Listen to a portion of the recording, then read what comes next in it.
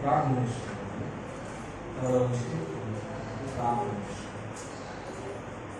పరముందు సింహాసనాస్తి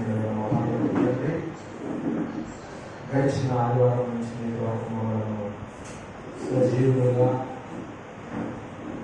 మీరు మీ కాపులతో భద్రపరిచి మీకు స్థితి ఇచ్చినందుకే మీకు స్తోత్రాలు. మిమ్మల్ని ఆరాధించుకుంటూ మేము చేరినాం. ఇంతవరకు కేవలం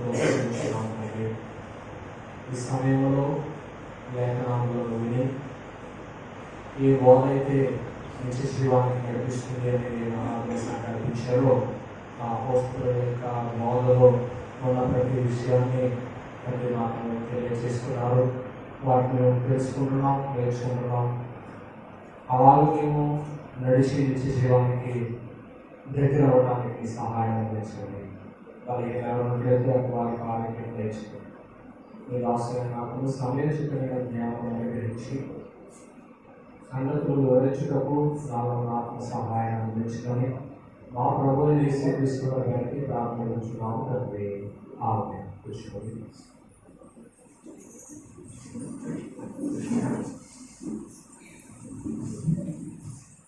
దేవునికి స్తోత్రాలు. ఆరాధనగా వచ్చిన దేవుని అందరికీ ప్రణామాలు చేసుకుంటూ దేవుని ఉన్నతమైనటువంటి పిలుపును అందుకుని లోకమంతా ఊపట్టుకున్నా నేను ఒక ప్రత్యేకంగా ఉన్నటువంటి వ్యక్తిని అనేది తీర్మానం చేసుకుని చేతితో గ్రంథాలు పడుకుని దేవాలయానికి వెళ్తున్నటువంటి ప్రతి స్త్రీ పురుషులు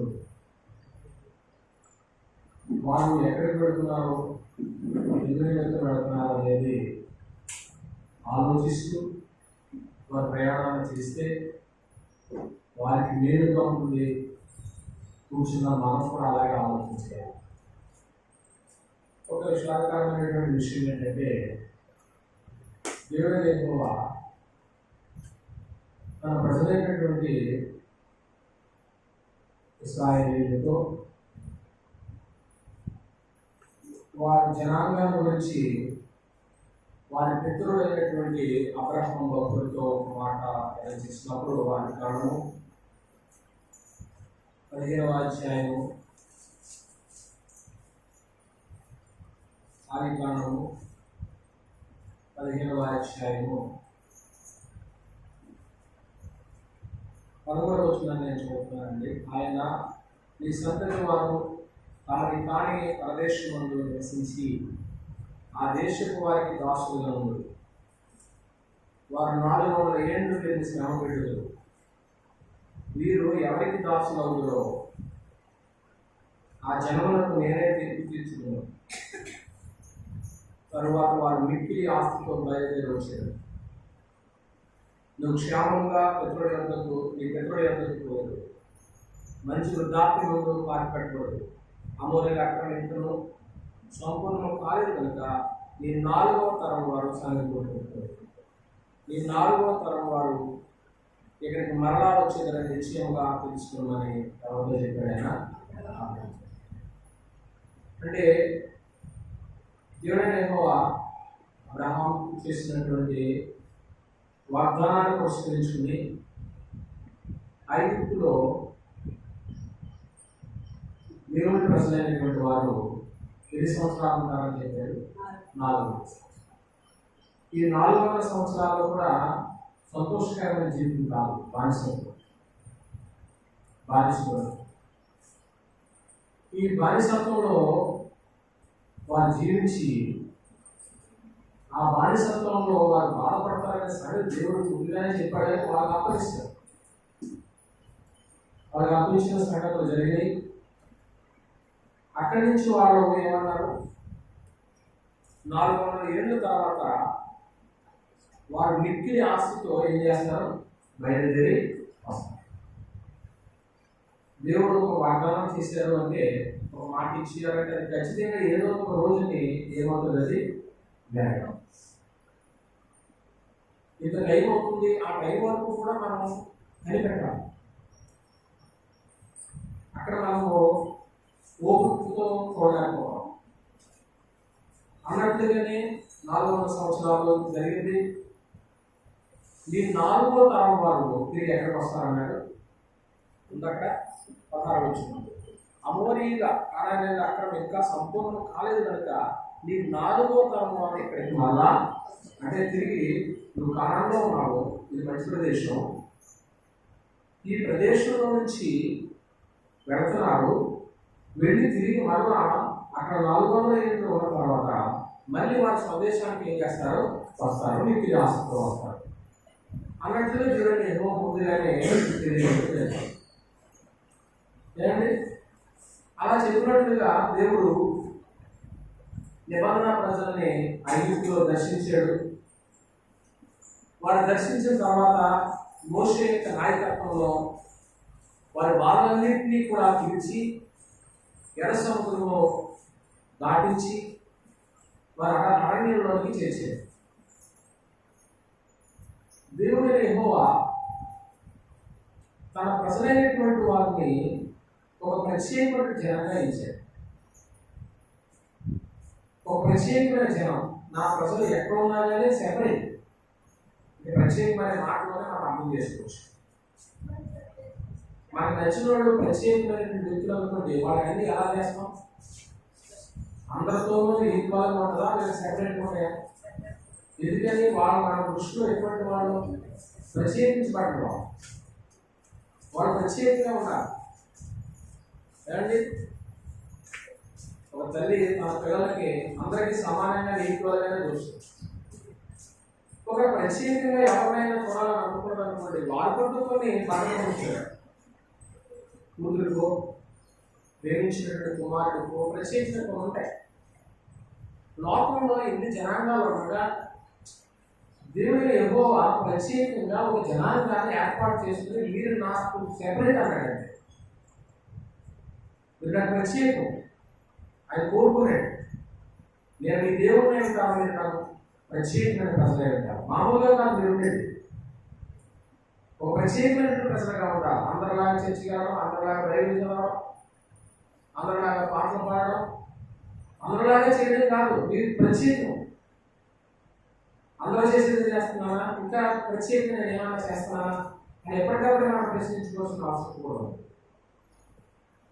నేను మీకు దేవుడే ఉంటాను, మీరు నాకు ప్రత్యేకమైన ప్రజలుగా ఉండాలి. దేవుని కోరిక ఆయన ఎంత ప్రత్యేకంగా వారిని ఎంచాడంటే అందరూ నడిచే మార్గంలో నా పిల్లలు నడవకూడదు అనుకున్నాడు. అందరూ నడిచే మార్గంలో నా పిల్లలు నడవకూడదు అనుకున్నాడు. ఎర్ర సముద్రం ఈనాటికి కూడా చరిత్రలో అనేకులు చెప్పుకుంటున్నటువంటి సందర్భాలు. దేవుని ప్రజలైనటువంటి వారు ఎర్ర సముద్రంలో నడిచేది. సముద్రంలో నడవడానికి ఎవరైనా ఓడల మీదో పడవల మీదో ప్రయాణం చేస్తారు. కానీ ప్రత్యేకమైన జనాంగాన్ని దేవుడు ఎలా నడిపించాడు? ఎర్ర సముద్రాన్ని ఆయలుగా చేసి ఆరిన నేల ఏర్పరిచి ఆ పక్క ఈ పక్క నీళ్లు గోడల్లాగా నిలిచిపోయింది. ఆ దారిలో నడిపించాడు. అందరిలాగా రోడ్డు మీద నడిచారు. అది ఎప్పటికీ కూడా ఎవరైనా ఎర్ర సముద్రంలో నడిచిన ఉన్నారా? అది ప్రత్యేకం. అందరూ నడిచిన దారిలో నడవకూడదు. నా పిల్లలకు ప్రత్యేకం. తర్వాత ఐగుప్తీయులు కూడా నడవడానికి వారు ప్రయాణం చేశారు, కానీ నడవలేదా? వారి ఎర్ర సముద్రం ఏమైపోయారు? మునిగిపోయారు. వారి రథాలు ఏమైపోయాయి? మునిగిపోయాయి. ఇవాటికి కూడా ఆ ఎర్ర సముద్రంలో ఆ రథాలు ఉన్న చక్రాలు ఇవన్నీ కూడా ఇంకా కనుగొంటూనే ఉండాలి. బైబిల్ చరిత్రలో వాస్తవం కాదు. గుర్తుపెట్టుకోండి, భూమి నిలుచున్నంత కాలం క్రైస్తవుల మధ్య గ్రంథం ఉంటుంది. ఒక గ్రంథాన్ని ఎవరైనా లేకుండా చేయాలని అనుకుంటే కనుక వాళ్ళ రూపురేఖలే మార్చుతారు. అంటే దేవుని గ్రంథంలో మాటలు ఎప్పుడూ కూడా ఆకాశం భూమి గతిస్తాయి, కానీ ఆయన మాటలు ఏమన్నాడు గతించు. కానీ నా ప్రజలకు ప్రత్యేకం. అటువంటి ప్రత్యేకమైనటువంటి జనాంగంగా ఉండాలని అందరూ నడిచే త్రోవలో కాకుండా సెపరేట్గా నడిపించారు. ఏమండి, ఇంకా ఆయన చేసినటువంటి ఒక ప్రత్యేకత ఏంటో తెలుసా? అందరూ ఇదే మనం కూడా నేలలో నుండి పండేటువంటి పంటలు తింటాం.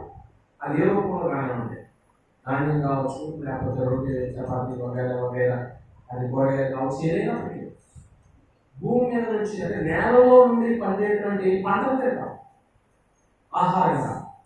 కానీ ప్రత్యేకమైన ప్రజలు ఎలా తిన్నారు? ఆకాశం నుంచి కురిపించాడు. అసలు ఏ జనాంగానికైనా అటువంటి ఆహారం వచ్చిందండి? ఆకాశం నుంచి కురిపించాడు మన్నాన్ని, రుచికరమైన ఆహారం పెట్టాడు వారికి. నా ప్రజలు ప్రత్యేకంగా ఉండాలనుకున్నారు. 2 సంగతులు చూశారు. ఒకటి, అందరూ నడిచే త్రోవలో నడిపించారు. అందరూ తినే ఆహారం పెట్టలేదు, ప్రత్యేకంగా పెట్టాడు. ఏమండి, మూడవదిగా అందరూ తాగేటువంటి నీళ్లు కాదు. మనము చెరువుల్లోయో, బావుల్లోయో, కాలువల్లోయో మంచినీళ్ళు తాగు. పూర్వం అయ్యే తాగేవారు. ఇప్పుడంటే ప్రతి ట్యాప్లు వచ్చింది. కానీ వాళ్ళకి ప్రత్యేకమైన వాటర్ ఇచ్చేది. ఒకరు చూడండి, బాగా ధనవంతులు బియ్యం ఉన్నారంటే వాళ్ళు తాగే వాటర్ బాటిల్ ఖరీదు ఎంత ఉంటుంది?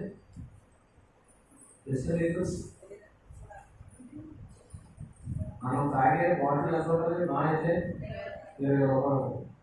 వాళ్ళు తాగే వాటర్ బాటిల్ ఎంత ఉంటుంది తెలుసా? 50. అంత ఖరీదండి. హిమాలయాల్లో తీసుకొస్తారు వాటర్. అంటే ఒక మంచి వాటర్ తాగితే ఆరోగ్యంగా ఉంటారు. ఎక్కువ కాలం బ్రతకాలంటే ఏం చేయాలి? మంచి ఆహారం తినాలి, మంచి వాటర్ తాగాలి, మంచి వాతావరణం ఉండాలి. నా నా నా ప్రజలు ఒక ప్రత్యేకమైన నీళ్లు తాగాలని బండల నుంచి అప్పటికప్పుడు బద్దలు కూడా బండల నుంచి చేయించాడు. నీళ్ళు ప్రత్యేకమా కదా? ఇవన్నీ ఒక ఎత్తు అయితే, ఇదంతా ఒక ఎత్తు అయితే, 4వ సంగతి సరే విచిత్రంగా ఉంది. వారు నడిచేటువంటి ప్రాంతం ఎటువంటిదో చూడడం సార్. ఇర్మియా గ్రంథం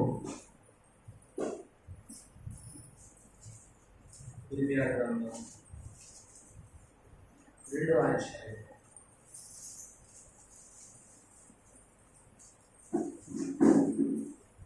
6వ వచనంలో, ఐగుప్తు దేశంలో నుండి మమ్మల్ని రప్పించిన యెహోవా ఎక్కడ ఉన్నాడని అరణ్యములు అనగా ఎడారులు, గోతులు గల దేశంలో, అనావృష్టియు, గాఢాంధకారమును కలిగి ఎవరునూ సంచారమైనను చేయని దేశంలో మమ్మల్ని నడిపించిన యెహోవా. అంటే వాళ్ళు నడిచిన త్రోవ ఎటువంటి దాన్ని చెప్పండి? ఎడారులు, గోతులు గల దేశం, అనావృష్టి అంటే వర్షం కురవదు, గాఢాంధకారం, చీకటి, ఇటువంటి ప్రదేశంలో వాళ్ళు నడిచారు. వాళ్ళు నడక మరి అటువంటి త్రోవలో అటువంటి పరిస్థితుల్లో నడిచినప్పుడు వాళ్ళకి ఏం అవసరం అవుతాయి? గణాంధకారం. ఒక అడవిలో వెళ్తామండి, పక్కకి కూడా అడవి ఎలా ఉంటుంది? గణాంధకారం అంటే అంత చీకటిలో వాళ్ళు నడవాలంటే వాళ్ళకి ఏం కావాలి? వెలుగు కావాలి. మరి దేవుడు ఏమి ఇచ్చాడు వాళ్ళకి? అగ్ని స్తంభాన్ని ఇచ్చాడు. అంటే వాళ్ళు నడిచినంత సేపు కూడా వాళ్ళకి ఎదురా ఎలక్ట్రిసిటీ పెట్టాడు. దాని కరెంట్ మనం పెట్టుకుంటున్నాం. ఆ రోజే దేవుడు ఏం పెట్టాడు? వాళ్ళకి కరెంటు పెట్టాడు. నా పిల్లల చీకటిలో నడవకూడదు. ఏమండి, ఇటువంటి ఎడారులో నడుస్తుంటే విపరీతమైన వేడి వచ్చేస్తుంది. ఎడారిలో విపరీతమైనటువంటి తట్టుకోలేనంత వేడి వస్తుంది. ఆ వేడిలో వారికి ఏమి చేయరు? ఎయిర్ కండిషన్ ఇచ్చారు, ఏసీ పెట్టారు. ఇవాళ ఉండలేకే ప్రతి ఒక్కరి ఇంట్లో ఏం పెట్టుకుంటున్నారు? ఇక 3 నెలలు 4 నెలలు ఆ ఎండ వేడికి తట్టుకోలేక ఆ రోజునే దేవుడు వాళ్ళకి ఏం పెట్టాడు? ఏంటంటే అంటే నా పిల్లలు ఎలా ఉండాలి? ఒక ప్రత్యేకమైన జనంగా ఉండాలి. ప్రారంభంలో చెప్పాడు దేవుడు అబ్రహాముకి ఇచ్చిన మాట ప్రకారంగా 400 సంవత్సరాల్లో వాళ్ళ ఐగుప్తు నుంచి ఏం చేస్తున్నారు? బయటికి వచ్చేటప్పుడు వారి ప్రయాణం ఎలా సాగిందో సెపరేట్గా చూస్తున్నాం. ఒకటి ఏంటంటే అందరూ నడిచే త్రావులో వారు, రెండోది అందరూ తినే ఆహారం నేలలో నుంచి పండింది తింటారు, కానీ ఆయన సెపరేట్గా పెట్టారు. మూడోది అందరూ త్రాగేటువంటి నీళ్లు తాగలేదు, వారి కోసం ప్రత్యేకంగా బండలు చేసి నీడిచ్చారు. నాలుగోది వారి కోసం అగ్నిస్తంభాన్ని మేఘస్తంభాన్ని ఇచ్చారు. ఇవన్నీ మనం చూస్తున్నప్పుడు వాళ్ళు ప్రత్యేకమైనటువంటి ప్రజలుగా ఆయన చూశారు మాట. అందువల్ల దేవునికి ఒక ప్రత్యేకమైనటువంటి జనాంగంగా వారి ప్రయాణం సాగు. దాదాపుగా వారు ఎంతమంది బయలుదేరారంటే సంఖ్యాకాండము 1వ అధ్యాయము, సంఖ్యాకాండము 1వ అధ్యాయము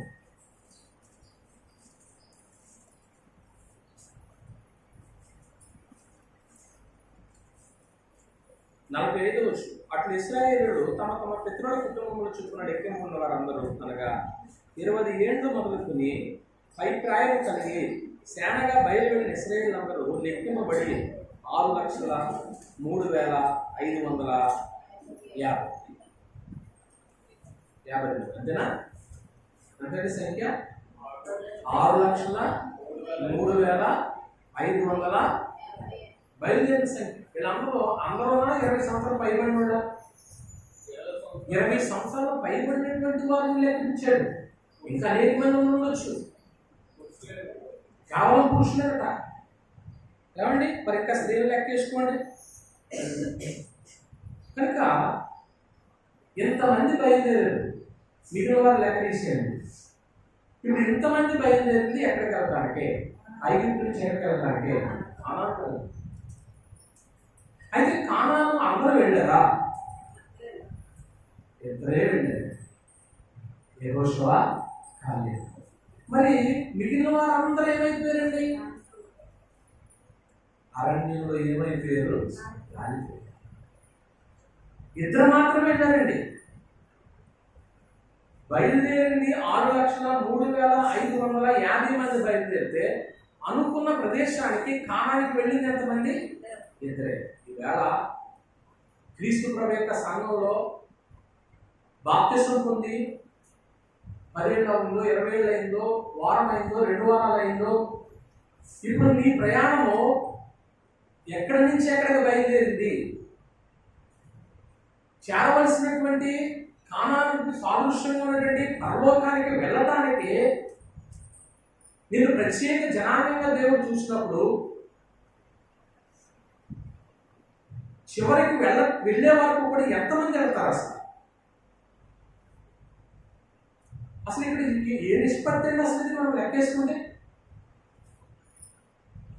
6,03,550 మంది ఎక్కడ? ఇద్దరు ఎక్కడ? వెళ్ళలేదండి. బయలుదేరారు. ఎక్కడి నుంచి బయలుదేరారు? ఐగుప్తు నుంచి. ఐగుప్తు అంటే దేనికి సాదృశ్యము? చీకటి, బానిసత్వం, అంధకారం. చేయలేకపోయారు. 400 సంవత్సరాలు ఏడ్చి వాళ్ళు అక్కడి నుంచి విడిపించబడ్డారు. మరి క్రైస్తవులు ఎక్కడి నుంచి విడిపించబడ్డారు? అంధకార సంబంధమైన అధికారం నుంచి కలిసి 13 ప్రకారం రాసుకోండి, చదవద్దండి. ఆయన మనల్ని అంధకార సంబంధమైన అధికారం నుంచి విడుదల చేసి, అంటే అంధకారం నుంచి విడుదల చేసిన తర్వాత వాళ్ళని ఎలాగైతే ఐగుప్తు నుంచి విడిపించాడో మనల్ని కూడా చీకట్లో నుంచి విడిపించాడు క్రీస్తు ప్రభు రక్తం ద్వారా. ఆనాడు మోషే యొక్క నాయకత్వంలో విడిపించబడిన వారందరూ కూడా ఏం పొందారు? ఇప్పుడు క్రీస్తులోకి రావాలనుకోండి, ఏం చేస్తే క్రీస్తు సభ్యుడు అవుతారు? ఖచ్చితంగా ఒక వ్యక్తి బాప్తిసం పొందినప్పుడు ఆ వ్యక్తి, ఆ స్త్రీ కానీ పురుషుడు కానీ సంఘంలో ఏం చేయబడతారంటే ఒక సభ్యుడిగా చేర్చబడతారు. అప్పుడు క్రైస్తవులు అవుతారు. మరి ఇప్పుడు ఐగుప్తు నుంచి ప్రయాణం సాగిస్తున్నప్పుడు ఇంతమంది కూడా ఖచ్చితంగా ఏం పొందాలి? బాప్తిసం పొందాలి. బాప్తిసం పొందాలి. మీరందరూ బాప్తిసం పొందారా? చూడండి, కొరింథీయులకు రాసిన మొదటి పత్రిక 10వ అధ్యాయము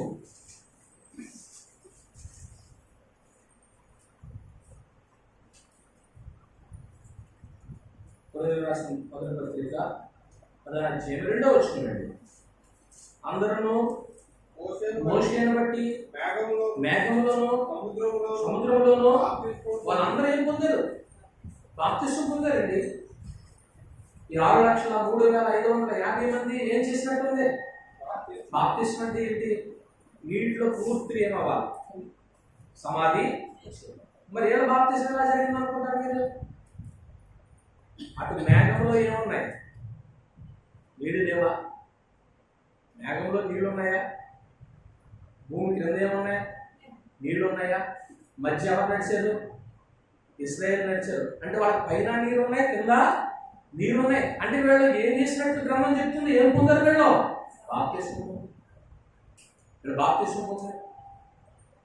వీళ్ళు బాప్తిసం పొంది అరణ్యంలో ప్రవేశించారండి. ఈనాడు బాప్తిసం పొందిన తర్వాత నువ్వు ప్రవేశించేటువంటి అడుగు ఒక అరణ్యం కావచ్చు. అలాగే నిన్ను అరణ్యంలో దేవుడు నడిపించి విడిచిపెట్టాడు. ఒక ప్రత్యేక జనాంగంగా చూస్తున్నాడు. వాళ్ళు వాగ్దాన దేశానికి, కానానికి వెళ్ళాలి. మనం ఎక్కడికి వెళ్ళాలి? పరలోకం వెళ్ళాలి. బాగా అర్థమైంది. వాళ్ళ కానాన్ని వెళ్ళాలి, మనం ఎక్కడికి వెళ్ళాలి? పరలోకం వెళ్ళాలి. వాళ్ళ కానాన్ని వెళ్ళడానికి ఎంతమంది వెళ్ళారు? ఇద్దరు వెళ్ళారు. ఇప్పుడు పరలోకానికి వెళ్ళడానికి ఎంతమంది వెళ్తాం? ఇది తేడా ఉంటుంది మనకి ఈరోజు. ఏమండి? రక్షణ పొందితే నాకేం పర్వాలేదు, నేను బాప్తిసం పొందాను అనుకుంటానికి సరిపోతుందా అనే టాపిక్ ఇది. ఇప్పుడు నేను ఐగుప్తులో నుంచి బయటకు వచ్చేసాం, పర్వాలేదు అనుకుంటానికి లేదు. అలా అనుకుంటే అందరూ ఏం చేసి ఉండాలి? కానానికి వెళ్ళి ఉండాలి. కానానికి వెళ్ళి ఉండాలి. మరి ఎందుకు జరిగింది మిస్టేక్ అనేది మనకు ఈరోజు తెలియాలి. బాప్తిసం పొందిన ప్రతి ఒక్కరికి అవసరమే.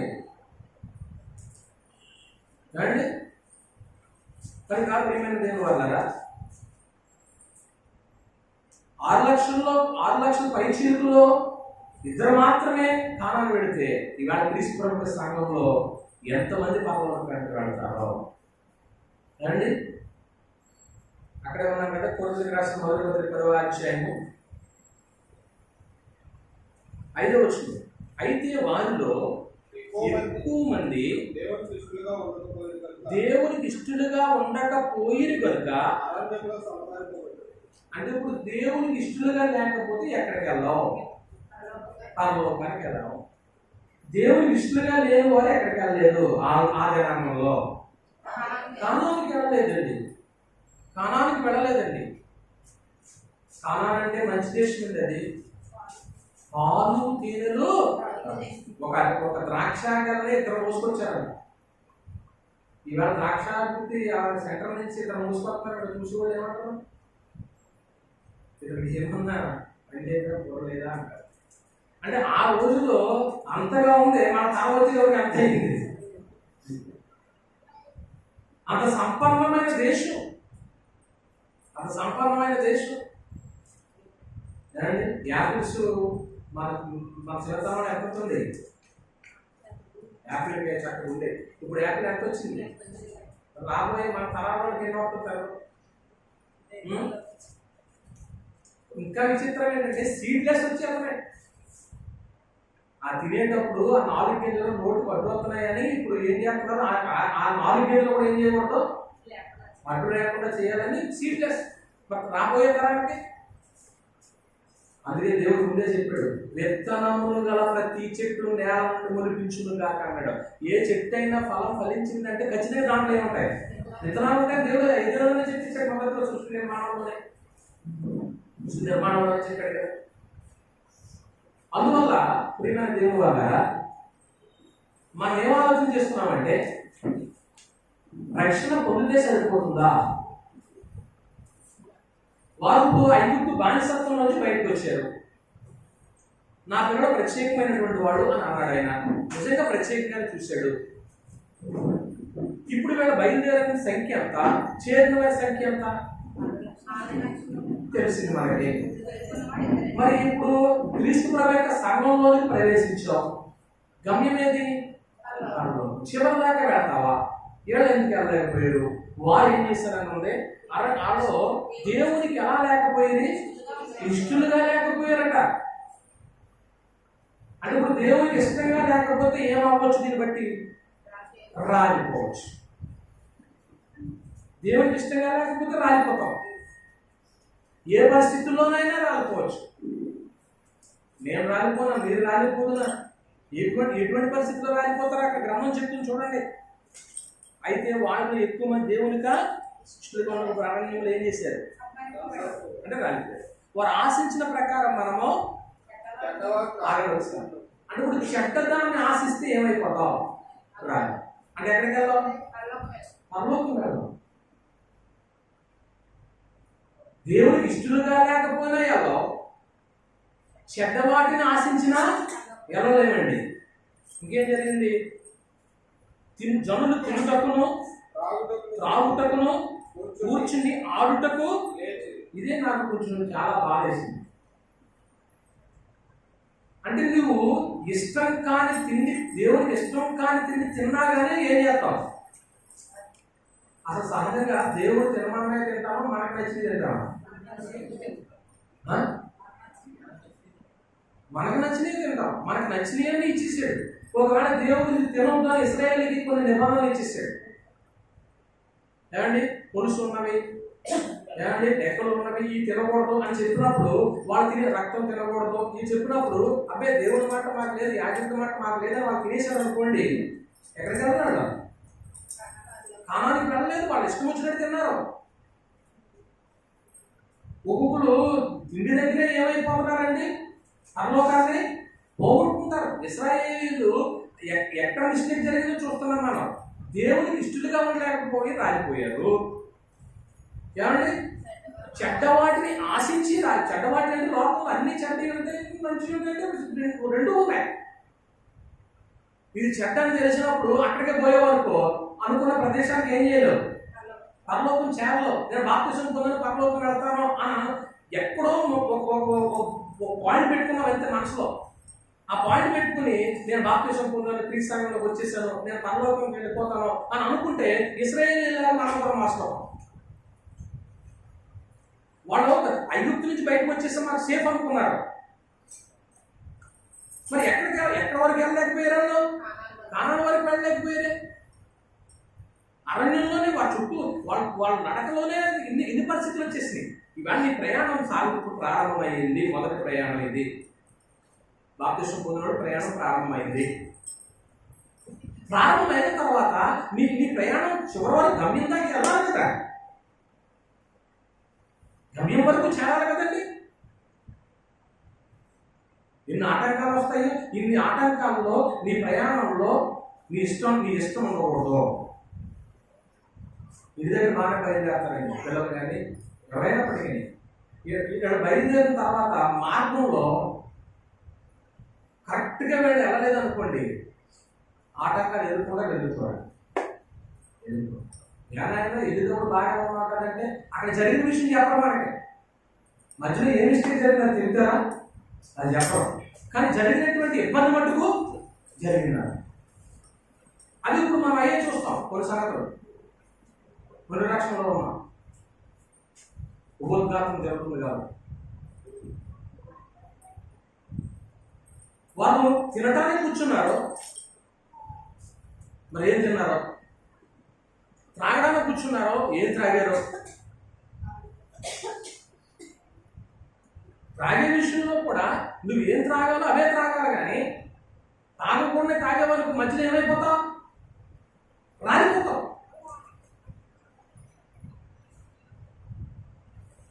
ఆహారము కానిదాని కొరకు ఎలా రోగాలు ఇచ్చిందరు. గిన్నెలో పోసుకోగానే ఎర్రగా ఉందని నువ్వు తాగుతుంటే అది రేపు పొద్దున్న నీకు హాని చేస్తుందని చెప్పాడు. ద్రాక్షరసం మత్తు కలిగించే ద్రాక్షరసం అండి, ఇది ద్రాక్షరసం కాదు. తీసి మురగబెట్టేసి ఎక్కువగా ఉంచుకున్నారనుకోండి, అది ఏమైపోతుంది? మత్తు పదార్థం అవుతుంది. అది ద్రాక్ష జ్యూస్ తాగుతాం, అలాగంటే సారా తాగినట్ట అది జ్యూస్. అదే ద్రాక్ష రసాన్ని తీసేసి ఎక్కడో కొన్ని ప్రదేశాల్లో భద్రపరుస్తారట. ఆ భద్రపరిచిన తర్వాత అది రేట్ ఏమవుతుంది, దానికి పెరిగిపోయి అది మత్తు కలిగించేది.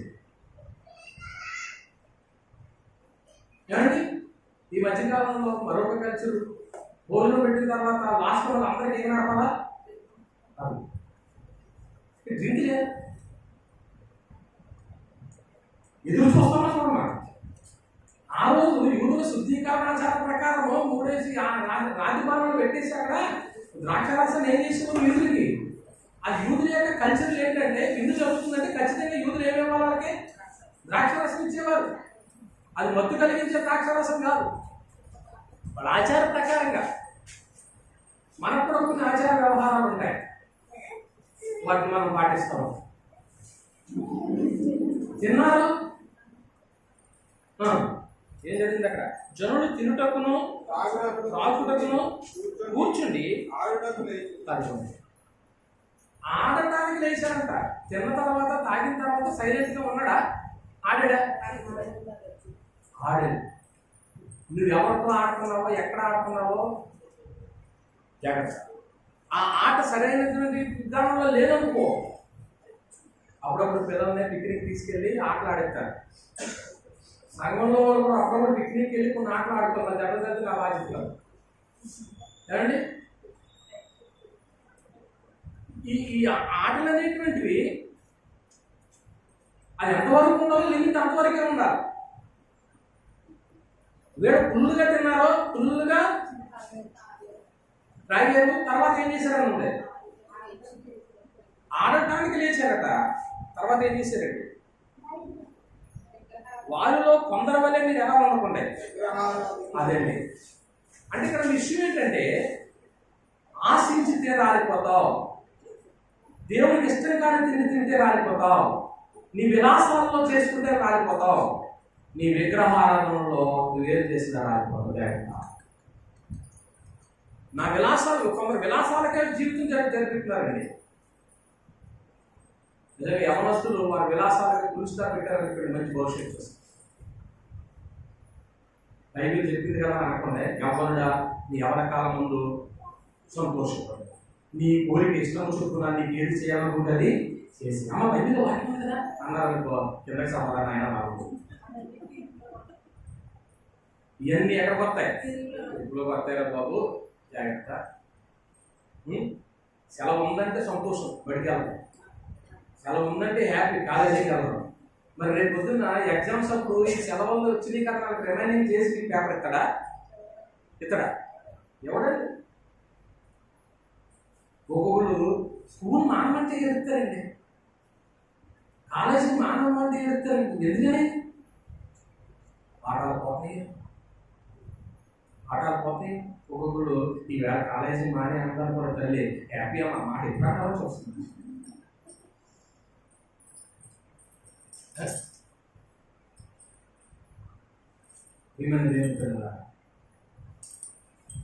విలాసాలు ఉంటే రాలిపోతున్నాయి. ఒక ఆయన విగ్రహాలను చేయట్లేదని నువ్వు అనుకుంటున్నావేమో, దేవునికి ఇష్టం కానీ దాన్ని దేన్నైనా నువ్వు ఎక్కువగా ప్రేమిస్తానేమో దీంట్లో. నీ భార్యను ప్రేమించిన విగ్రహాలు, నీ భర్తను ప్రేమించిన విగ్రహాలు, నీ పిల్లలను ప్రేమించిన విగ్రహాలు, నీ వస్తువును ప్రేమించిన విగ్రహాలు. దేవుని తర్వాతే ఎవరైనా ఫస్ట్ ప్రయారిటీ ఎవరికెళ్తాం? ఏమండి? అందువల్ల వీరు రాలిపోయారు. వీళ్ళలో ఉన్నటువంటి లోపాలు ఏంటి? 3 సంగతులు. అసలు వీళ్ళు ఎందుకు వెళ్ళలేకపోయారు? ఇప్పుడు మనము క్రీస్తు ప్రభు యొక్క సంఘంలో ఉన్నాం కాబట్టి, ఇప్పుడు వాళ్ళము ఐగుప్తు నుంచి ఎక్కడ ప్రయాణం అన్నారు కావాలి. ఏంటి ఆ పాట ఉంటుంది? ఐగుప్తును విడిచినట్టి మీరు అరణ్యవాసులైనారు. అలా ఐగుప్తును విడిచినట్టి మీరు అరణ్యవాసులైనారు. సురేదారలో నిత్యానివాసములే నీలలోన నేత్రాలు కానను పై నిల్పుడి నిత్యానివాసములే నీలలోన నేత్రాలు కానను పై నిల్పుడి సియోను పాటలు సంతోషముగా పాడుచు సియోను వెళ్ళుదాము. వారు ఐగుప్తును విడిచిపెట్టి కన్నాను వెళ్ళారు. ఈవేళ అంధకార సంబంధమైన అధికారం నుంచి బయటకు వచ్చి ఆ రోజున అరణ్యంలో ఉన్నట్టుగా క్రీస్తు యొక్క సంఘంలో అడుగు పెట్టాం. ఇప్పుడు రక్షించడం పొంది అడుగు పెట్టాం. ఇప్పుడు ఈ రక్షణ ఏం చేయాలి? పరిస్థితి రాసింది క్షమించండి రాసింది 2వ అధ్యాయం రాసిన 2వ అధ్యాయం 12వ వచనం చూడండి. కాగా మీరెల్లప్పుడూ విధేయుల ప్రకారము నా ఎదుట ఉన్నప్పుడు మాత్రమే కాక మరి ఎక్కువగా నేను మీతో లేని ఈ కాలమునందు భయముతోను వాటితోను మీ సొంత రక్షణను కొనసాగించుకుంది. అదే అండి. అంటే ఇప్పుడు రక్షణ పొందితే సరిపోద్దా, కొనసాగించాలా? అది జవాబు ఈరోజు ప్రసంగం. రక్షణ పొందితే సరిపోదు. ఎవరి రక్షణ ఇది? అక్కడ మాట ఎవరి సొంత రక్షణ ఆలే. నా రక్షణ నాదే, మీ రక్షణ మీ రక్షణను మీరు ప్రొటెక్ట్ చేసుకోవాలి, మీరు కాపాడుకోవాలి, కొనసాగించాలి. నా రక్షణ నేను కొనసాగించాలి. రక్షణను కొనసాగించాలండి. ఇప్పుడు ఈ రక్షణ కొనసాగించకపోతే ఏం జరుగుతుందో చూసాం. వాళ్ళ అరణ్యంలో ఏమైపోయారు? వాళ్ళు రాలిపోవడానికి, కానాన్ని వెళ్ళకపోవడానికి మొట్టమొదటి కారణం ఏంటో తెలుసా? మొట్టమొదటి కారణం ఏంటో తెలిసేది సహవాస దోషం. నీ ఫ్రెండ్షిప్ ఎవరితో ఉంది? నీ స్నేహం ఎవరితో ఉంది? నువ్వు ఒక ప్రత్యేకమైనటువంటి వ్యక్తిని. నువ్వు ఎవరితో సహవాసం చేయాలి? ఎవరు పడితే ఆతో స్నేహం చేయొచ్చా? విషయం ఏంటంటే ఎబ్రియులకు రాసిన పత్రిక 4వ అధ్యాయం, ఎబ్రియులకు రాసిన పత్రిక 4వ అధ్యాయం 2వ వచనాన్ని చదువుతున్నాం. వారికి ప్రకటింపబడినట్లు మనకును సువార్త ప్రకటింపబడిను. కానీ వారితో విశ్వాసం గలవారే కలిసి ఉండలేదు కనుక. అటువంటి ఇష్యూ వచ్చింది చూడండి. వినిన వారితో విశ్వాసము గలవారై కలిసి ఉండలేదు కనుక వాక్యము వారికి నిష్ప్రయోజనమైనది. విన్న వాక్యం వారికి ఏమైపోయింది? నువ్వు విన్న వాక్యం నిష్ప్రయోజనం అయిపోతే ఇక చర్చికి వెళ్ళాను, వాక్యం విన్నాను అనుకుంటామే కానీ నీ సహవాసం దోషం ఉంటే కనుక నువ్వు రాలి వెళ్ళలేదు. వింటున్నారు పిల్లలు? సహవాసం సరైనది కాకపోతే రాలి ఎలాగో చెప్తాం. ఇప్పుడు వాళ్ళు ప్రయాణం ఎక్కడికన్నారా? ఇప్పుడు కానాను పొలిమేరకు వచ్చేసారు. అరణ్యంలో ఉండగా కానాను పొలిమేరకు వచ్చారు. వచ్చినప్పుడు ఈ కానాను ప్రదేశాన్ని వేగు చూడటానికి గూఢచారుని పంపించాడు యెహోషువ. ఎంతమందిని పంపించాడు? గోత్రానికి పెద్దలను పిలిపించి మీలో కొంతమంది, దాదాపు ఒక 40 మంది అనుకోండి, అంతేనా? వాళ్ళు వెళ్ళింది చూడండి ఒకసారి. సంఖ్యాకాండము 13వ అధ్యాయం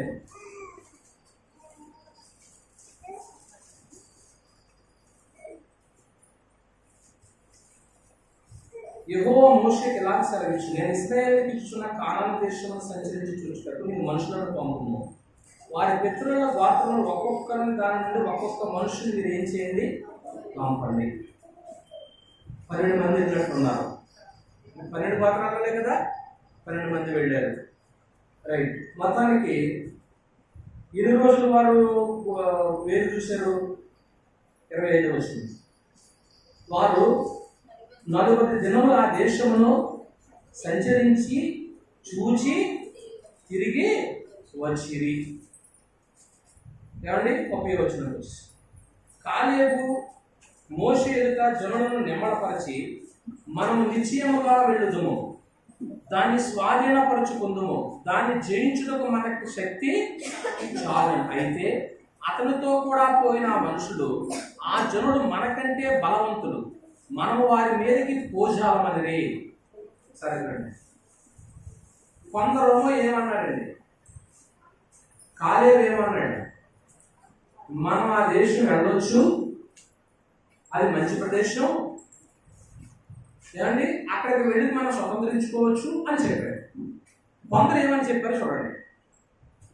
ఆ మనుషులు, ఆ జనులు మనకంటే ఎవరు బలవంతులు, మనము వారి మీదకే మరియు వారు తాము సంచరించి చూసిన దేశమును గురించి ఇశ్రాయేలుతో ఏ సమాచారము? చెడ్డ సమాచారం చెప్పి. అంటే ఇక్కడ మంచి సమాచారం తెచ్చిన వాళ్ళు ఉన్నారో, చెడ్డ సమాచారం తెచ్చిన వాళ్ళు ఉన్నారు. వింటారా? వెళ్ళింది 12 మంది, 12 గోత్రాల నుంచి 12 మంది వెళ్ళారు. 10 మందిలో మంచి సమాచారం తీసుకొచ్చారు. ఏమండి? 2 చెడ్డ సమాచారం తీసుకొచ్చారు. ఇప్పుడు 10 మంది చెప్పిన మాట వింటారా, ఇతరు చెప్పిన మాట వింటారా? ఏమండి?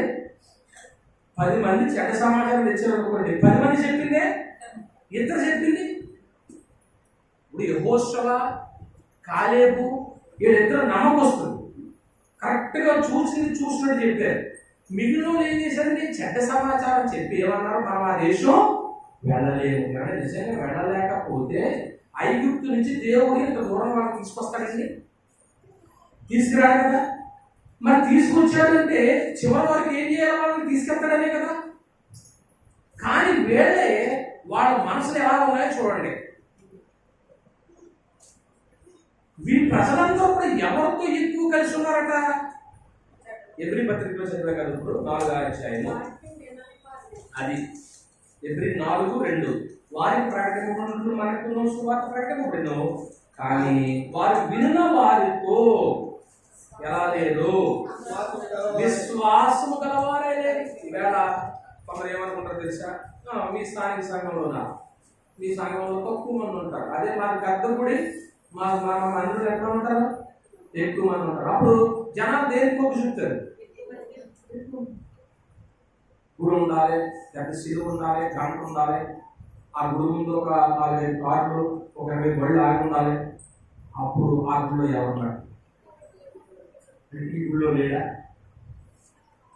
అంటే ఇప్పుడు జనాలందరికీ కూడా ఏది కావాలి? మెయిన్ పాపులేషన్, ఎక్కువ జనం ఉండాలి. ఇప్పుడు ఎక్కువ జనం ఉన్న వాళ్ళతో కలిసి ఉన్నారో ఏమైపోయారు? రాలితే సహవాస.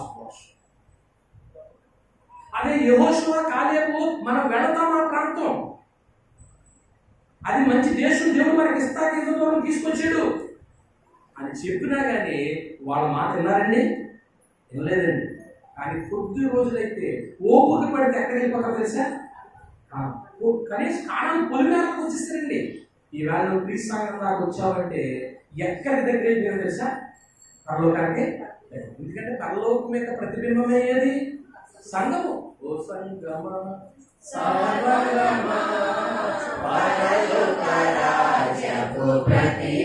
ఇది పరలోకం యొక్క ప్రతిబింబానికి వచ్చేస్తావు అమ్మాయి.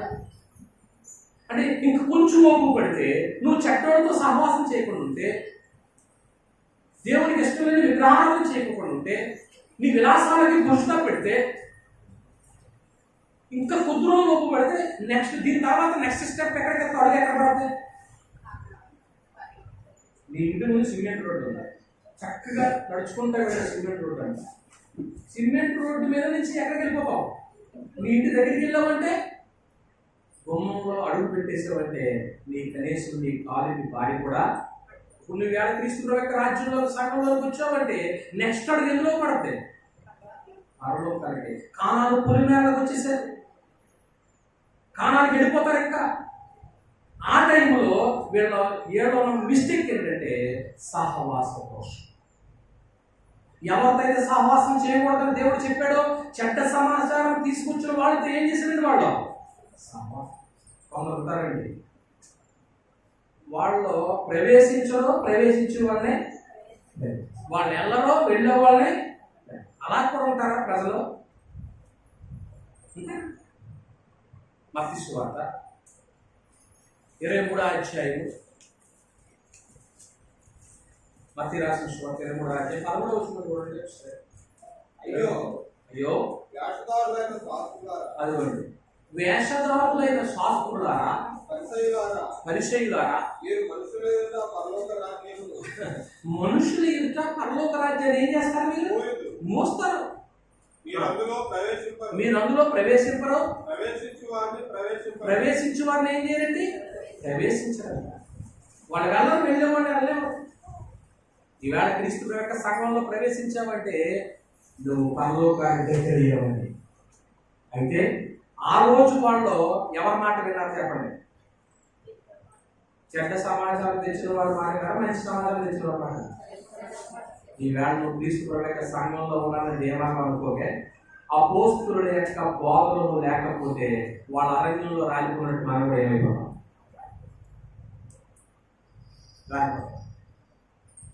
ఆ బోధతో నువ్వు సహవాసం చేయాలి. ఆది సంఘం అలాగే చేశారండి. అపోస్తుల బోధ ఎందును, సహవాసంలోను, రొట్టె విడిచి ఎందును, ప్రార్థన చేయడం ఎలా ఉన్నారన్నది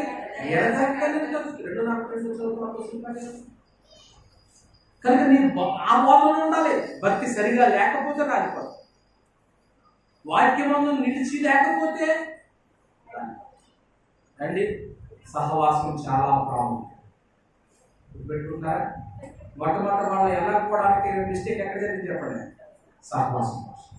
మన ఫెలోషిప్ మీటింగ్ ఉంటుంది. ఆ ఫెలోషిప్ ఎంత బాగుంటుంది? ఫెలోషిప్ ఉదయం 10 గంటలకు కూర్చుంటా అనుకుంటా, 10 గంటలకు కూర్చుంటారు. చక్కగా 1 గంట వరకు మీటింగ్ జరుగుతుంది. భోజనాలు పెడతారు. భోజనాలు అయితే ఎందుకని? సహవాసం కలుగుతాం. ఫెలోషిప్ ఫెవిటీగా అతుక్కుపోతాం. 4-5 వెళ్దామంటాం. ఫెలోషిప్, ఈ ఫెలోషిప్ వాళ్ళకి చాలా ప్రాముఖ్యమని చెప్తారు. అంటే ఇప్పుడు కాలానికి వెళ్ళడానికి వాళ్ళ సహవాస దోషమే ఏమైంది? వాళ్ళు నాకు కొంతమంది ఏం చేసింది? ఎంతమంది దాదాపుగా చెప్పండి? వెళ్ళిన వాటికి ఎంతమంది? ఏది దోషం? సహవాసం. రెండో విషయానికి వచ్చేసాము. రెండోది ఏంటంటే, నువ్వు రక్షణ కొనసాగించాలి అంటే, నీ ప్రయాణం చివరి వరకు వెళ్ళాలంటే నీ సహవాసం ఎలా ఉందో చూసుకో. రెండో విషయం ఏంటన్నట్లయితే, పేతురు రాసిన మొదటి పత్రిక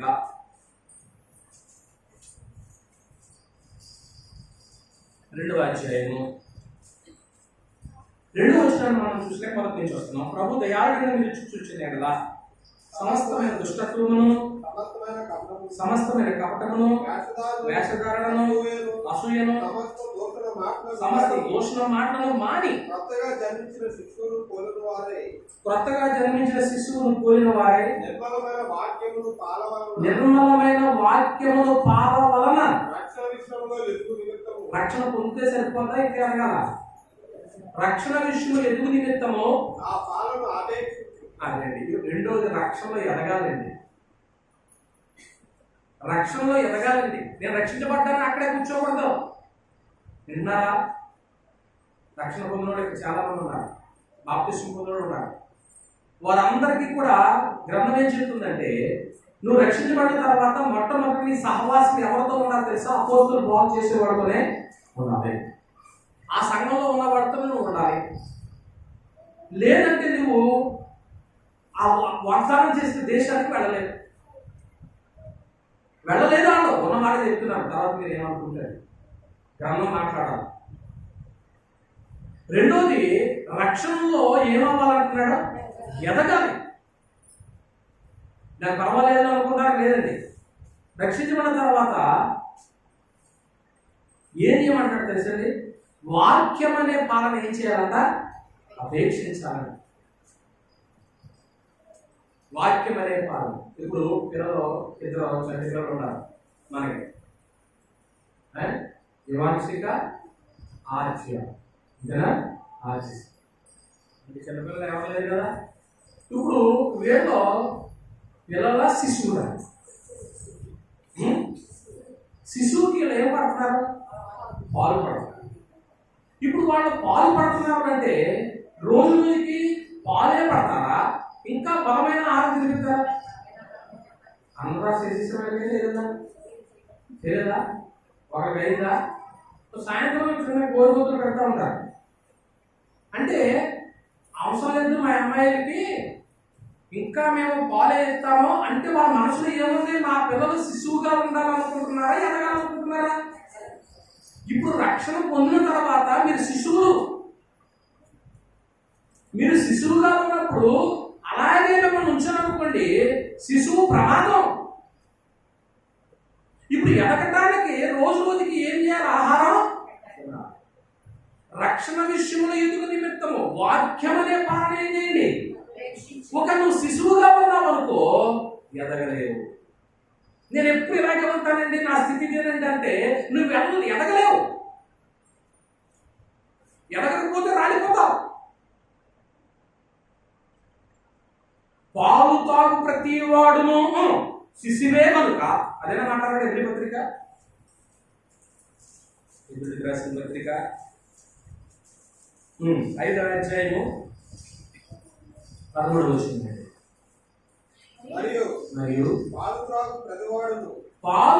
ప్రతి వాడును శిశువే కనుక, అదిగోండి, పాలు తాగు ప్రతి వాడు ఎవరంటండి? శిశువే కనుక నీతి వాక్య విషయం ఏం లేని వాళ్ళు అన్నారు. అది ఏమనుకుంటుందండి? నువ్వు రక్షించబడిన తర్వాత చర్చికి రాకోకుండా, సహవాసం చేయకోకుండా, రక్షణలో ఎదక్కోకుండా ఉంటే నీకేమనుకుంటుంది? ఇప్పుడు అనుభవం లేదనుకో, చెప్పండి, శిశువేనా ఎదుగారా? అనుభవం లేదు, చర్చికి రావట్లేదు, వాక్యం వినట్లేదు. మరి శిశువు 5 సంవత్సరాల పిల్లోడిని ఒక రోజు ఒక సహోదరి చేసి మా గురువుగా చెప్పాడు. ఒక సహోదరుడు తన పిల్లోడిని ఈ విజిట్కి వెళ్ళేటప్పటికి కూర్చోబెట్టుకుని అడుగుతున్నాడు. హౌస్ విజిట్కి వెళ్ళేటప్పటికి ఏంటమ్మా అంటే, బిడ్డకి 5 సంవత్సరాలు వచ్చినాయండి, కనీసం లేవడండి, నడవడండి, తల్లి బాధ కదా.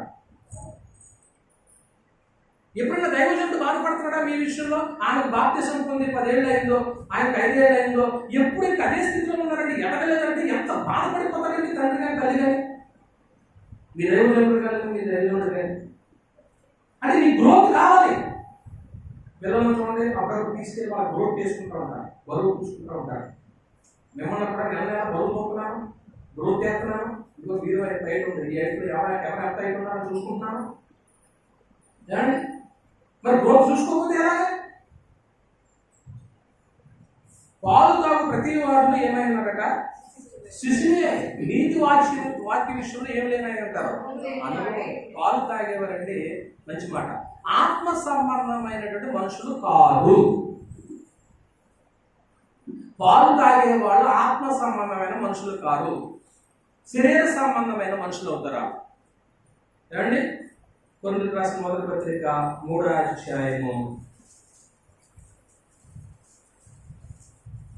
1వ వచనం. సహోదరులారా, ఆత్మ సంబంధ మనుషులతో మాట్లాడినట్టు నేను మీతో మాట్లాడలేకపోతే శరీర సంబంధమైన మనుషులే అనియో చెప్పలేదు.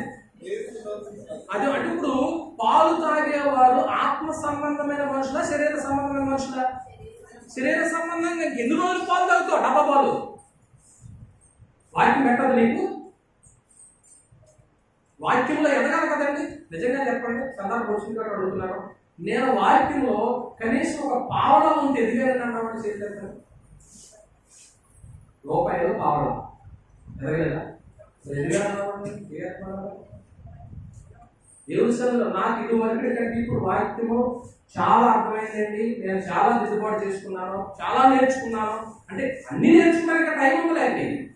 కొద్దిగా నాకు జస్ట్ రూపాయలు కావాలా అన్నవాళ్ళు చేతులు ఎవరైనా ఉంటే చూస్తాం. మీ దైవజనులు మేము చూసి సంతోషిస్తాం. మా ముందు సంతోషించింది ఏమనండి, ఇప్పుడే శిశువు అయ్యారు. కొందరు ఎంతమంది శిశువులు చేసేస్తారు బాబు, శిశువులు చేశారు. 1 2 3 4 5 ఇంకో శిశువేడి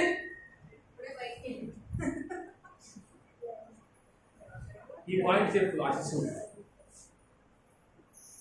ఏమండి శిశువులు ఇప్పుడు వీళ్ళు ఇంకా రోజు రోజుకి పాలు తాగుతూనే ఉన్నారు అనుకోండి, సంవత్సరం అయిపోయినా కానీ ఇంకా పాలు అయ్యారండి, మేము ఇది పడట్లేదు, డబ్బా పడట్లేదు అన్నారు అనుకోండి, వాళ్ళ శరీర సంబంధమైన మనుషులు, ఆత్మ సంబంధమైన మనుషులు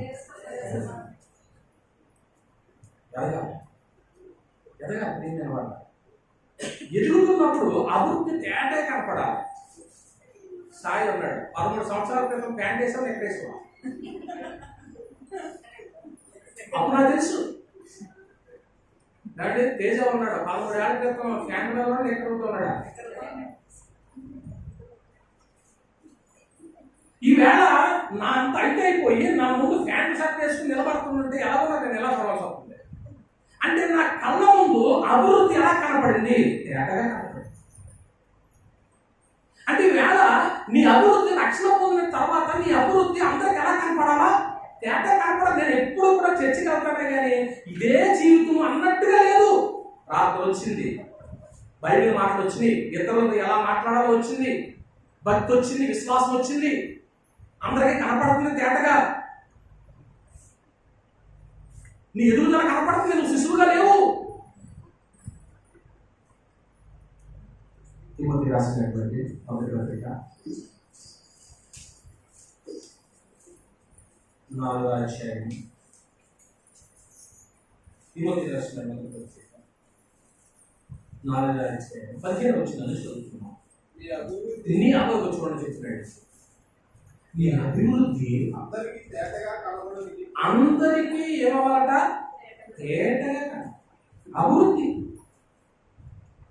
అభివృద్ధి అండి,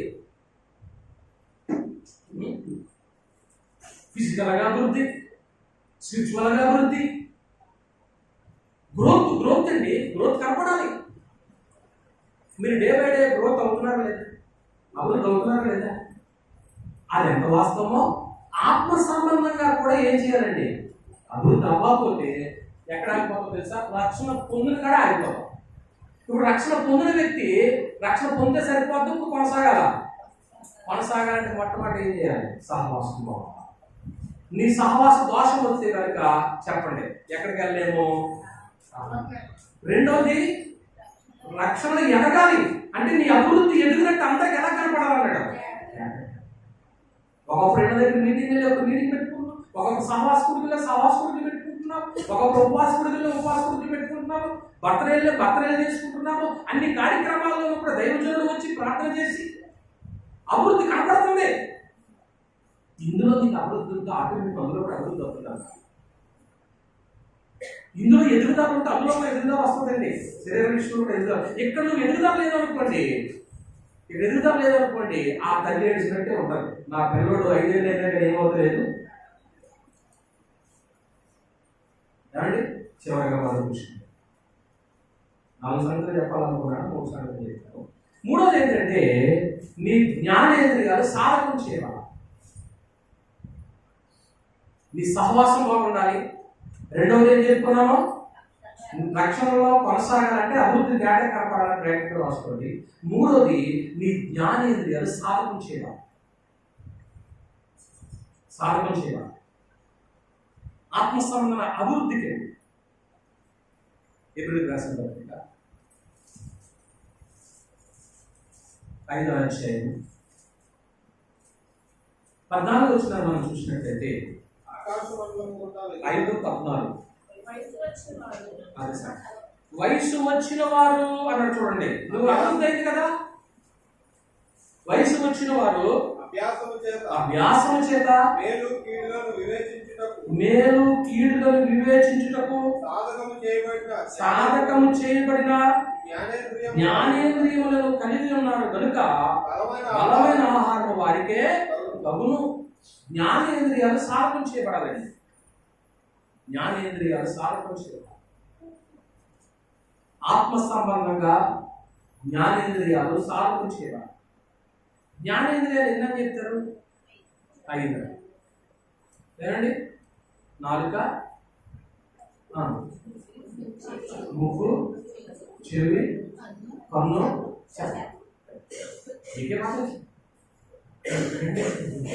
వీటిని ఏం చేయాలండి?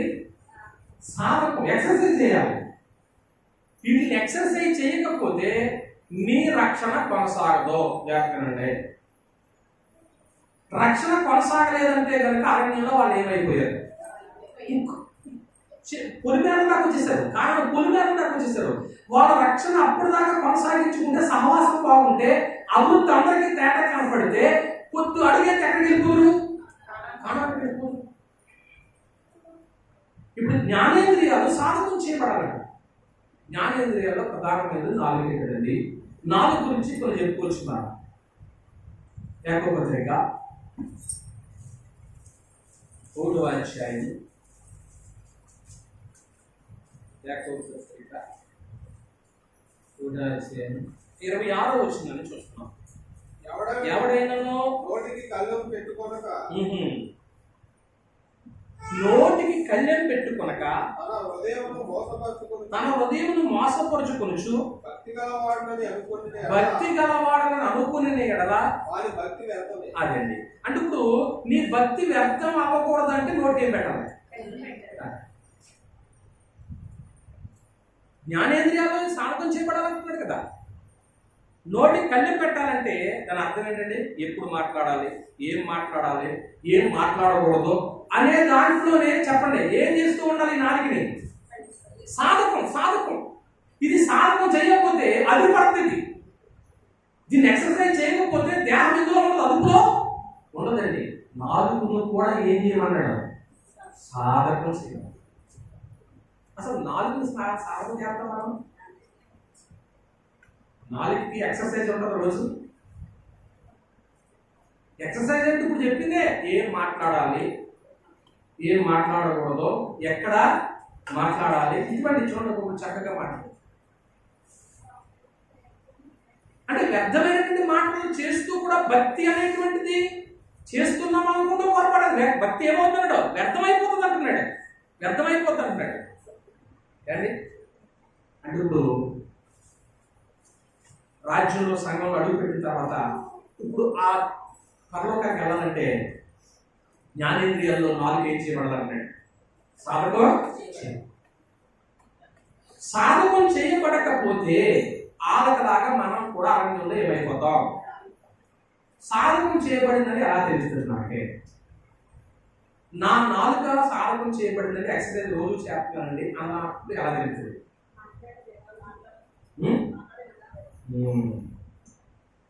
నువ్వు బాగా కూర బాగా వండుతావు ఎలా తెలుస్తుంది? నీకు చేతి తిరిగిపోయింది. గెలిచి చెప్పడం అసలు ఆవిడ వండుతుందండి చేప అంటామన్నా. అసలు వాళ్ళు స్వీట్ చేస్తారంటే అద్భుతం అంటామన్నా. వాళ్ళు బిర్యానీ చేస్తారంటే అద్భుతం అంటామన్నా. నీకు చేసి చేసి చేసి చేసి అన్ని కలిపేసి ఒక దాంట్లో వేసి పచ్చడి చేసేది ఏమైపోతుంది? అనుభవం అయిపోయింది.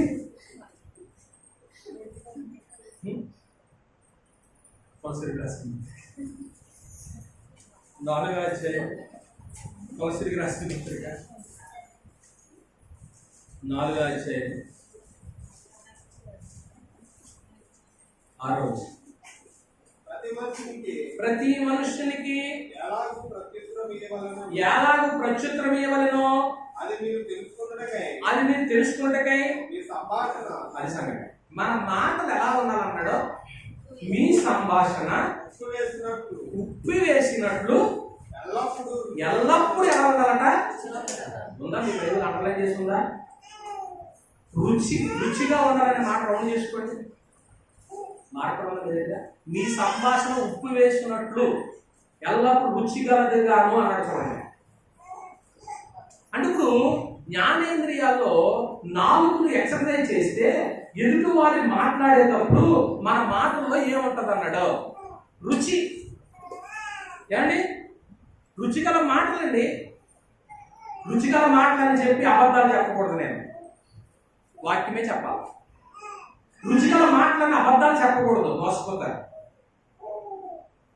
అవతలికి కూడా మోసపోయింది. ఎప్పుడు తెలిసింది మోసపోయారని? ఈవేళ చాలా మంది బైబిల్ చదివి చర్చలకి వెళ్ళే వాళ్ళందరూ ఇప్పుడు తెలదు మోసపోయామని. మోసపోయాక అప్పుడు అయ్యో నేను మోసపోయానని అనుకుంది. అప్పుడు దాకా కూడా ఎవరి మాటకు విలువిచ్చిందండి? సత్య సువార్త అపోస్తుల బోధన మీ ముందు ఉంచేటువంటి దేవుడు కనుక మీరు చెప్పే మాటలో గ్రంథం ప్రకారం గ్రంథ పరిధిలో 100% అపోస్తుల బోధన. ఇందులో ఏ విధమైనటువంటి ఇబ్బంది లేదు. మీరు నా ప్రసంగాన్ని బైబిల్ పక్కన పెట్టి ఇప్పుడు జ్ఞానేంద్రియాలు ఏం చేయబడాలంటున్నాడు? సాధకం అంటే అర్థం ఏంటి? మన మాట ఎలా ఉండాలంట చూసి. నువ్వు రోజు ఎక్సర్సైజ్ చేస్తున్నావు కాబట్టి సిటికి చేసేస్తావు ఏమంటైనా. అలాగే నాలుగుకి ఎక్సర్సైజ్ అయిందనుకోండి, ఎలా మాట్లాడాలంటున్నాడు తెలుసా? రుచికరంగా. మన మాట ఎలా ఉండాలన్నాడు? రుచికరంగా ఉండాలి. అయితే ఇక్కడ ఒక మాట ఆ సందర్భం వచ్చింది కానీ చెప్పకుండా ఏంటంటే, ఈ నాలుగుతో దేవుని స్తుతిస్తున్నావు, ఇదే నాలుగుతో సహోదరులు కూడా ఏం చేస్తున్నావు? దూషిస్తున్నావు. అది కావు రాలిపోతావు. ఎక్కడికి వెళ్ళావు? నీ సహోదరి, నీ సహోదరుడు. నిజంగా సహోదరుడు అనే మాట అది ఎంత బాగుంటుందండి. ఒకే ఉదరంలో నుంచి వచ్చిన వాళ్ళు ఏమంటారు? సహోదరుడు. ఒకే రక్తం తాగుతారు, ఒకే ఆహారం తింటారు, ఒకే నీటిలో బాప్తిస్మం పొందారు. సహోదరుల ఐక్యత కలిగి నివసించడం ఎంత మేలు, ఎంత అది. అహరోను తల మీద నుండి గడ్డముల అంగీల వరకు దిగజారిన పరిమళ. ఇక్కడ ఎవరైనా సిద్ధి కొట్టుకొచ్చినోడు ఉన్నారా? అసలు ఆవిడ సిద్ధి కొట్టుకొస్తే గుళ్ళోకి రాగానే ఎలా ఉండేది? ఎంత సువాసన వచ్చిందో తెలుసా? ఆదివారం సిద్ధి కొట్టుకోరండి అమ్మా. ఎవరింట్లో లేవా అంటే అది కొందరికి ఏముందో ఏదైతే స్ప్రే అయితే సెంటి కదా దాన్ని ఇంకోటి అంటారా? సరే ఏదో ఒకటి అంటే ఆ వాసన, పరిమళ వాసన. ఒక ఆ సెంట్ లేకపోయినా సహోదరులందరూ కూడా కలిసి ఉంది ఎలా ఉన్నది వాసనే. సహోదరులందరూ కలిసి గమనుకున్నారు, అది సువాసనే. అదే వాసన దుర్వాసన. సహోదరులందరూ కలిసి ఏకంగా ప్రార్థన చేసుకుని కార్యక్రమాలు చేసుకున్నారు అనుకుని అది సువాసన. అది వెళ్ళిపోతుంది. ఎంత దూరమైన వెళ్ళిపోతుంది, ఎంత దూరమైన వెళ్ళిపోతుంది. మీరు ఇంట్లో బిర్యానీ చేసుకుంటారు అనుకోండి ఆదివారం, ఆ వాసన ఎంత దూరం వెళ్ళిపోతుంది? చాలా దూరం. కాదు మా ఇంటి దాకా వస్తలేదు. కనుక ప్రియమైన దేవుని వల్ల మనం మాట్లాడే మాటల్లో వ్యర్థమైన ఎన్నో ఉన్నాయి, మంచి ఎన్నో ఉన్నాయి. దేశ పాయింట్ చెప్తున్నాను. ఒకటేం చెప్పానండి? సహవాసం బాగుందా. రెండోది ఎదురుగా బాగుండా, అభివృద్ధి కాపాడు. మూడోది జ్ఞానేంద్రియాలు ఏం చేయాలి? ఏది పద్ధతి వాళ్ళకి మాట్లాడాలని అని అనుకున్నాను అనుకోండి, ఈ పాయింట్ నేను ప్రిపేర్ అయినప్పుడు చాలా భయం వేసుకున్నాను. ఎలా అంటే ఏదో ఒక మాట కాదని మాట్లాడామనుకోండి, ఆ మాటలన్నింటినీ గాలికి వెళ్ళిపోతాయా? ఓ పక్కనే బాక్స్లో దాకా బాబు. ఇప్పుడు మంచి మాట మాట్లాడావు, వ్యర్థమైన మాట మాట్లాడు. వ్యర్థమైనవి అన్నీ కూడా ఎందులో పడుతున్నాయి? డస్ట్బిన్లో పడుతున్నాయని అనుకోకుండే చెప్తాను. ఎందుకో నేను మాట్లాడినవి గాలి కలిసికొని ఏం పర్వాలేదు అనుకున్నాం. మనం మాట్లాడే మాట్లాడండి వ్యర్థమైనవి అన్నీ కూడా దేవుడు ఏం చేస్తున్నాడు? ఒక పక్కనే పెడుతున్నాడంట. ఒక ప్రక్కన ఉన్నాయంటే అర్థం ఏంటి? ఏదో ఒక రోజు ఆ బాక్స్ ఏం చేస్తాడో అప్పుడు అయిపోతుంది మన పని. మొన్న అక్కడ ఏదో మాట్లాడేవాడు, లేదండి నేను మాట్లాడలేదండి అని నేను అంటాను. ఆయన ఊరుకుంటాడా? మత్తయి 12వ అధ్యాయం, మత్తయి 12వ అధ్యాయం 36వ వచనండి.